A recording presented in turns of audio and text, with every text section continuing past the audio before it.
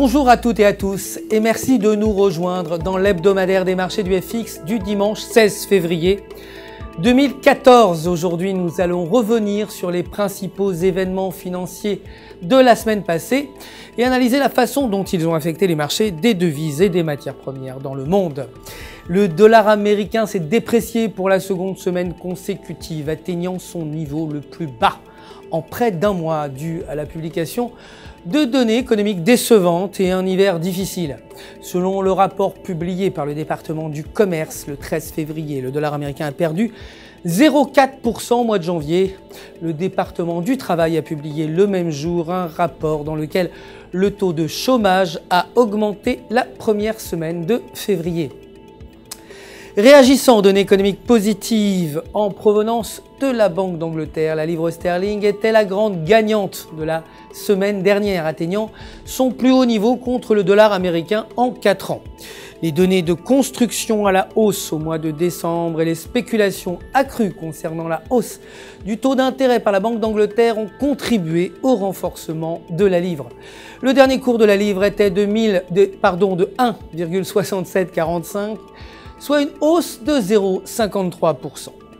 Du côté des matières premières, l'or a affiché sa plus forte hausse hebdomadaire depuis août comme signe d'une économie américaine chancelante, ce qui a renforcé l'attirance pour l'or en tant que valeur refuge.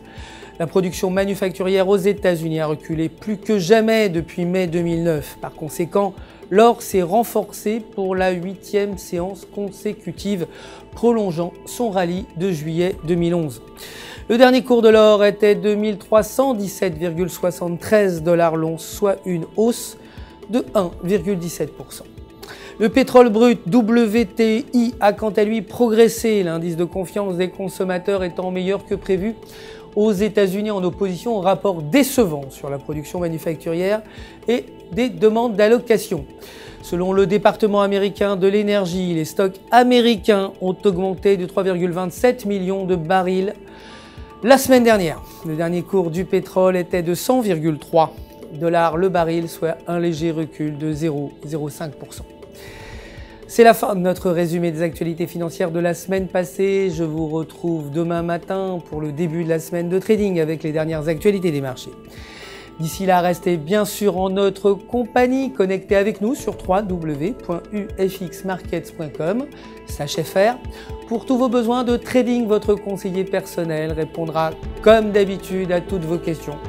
Le centre d'assistance du FX Markets se joint à moi pour vous souhaiter une excellente journée de trading.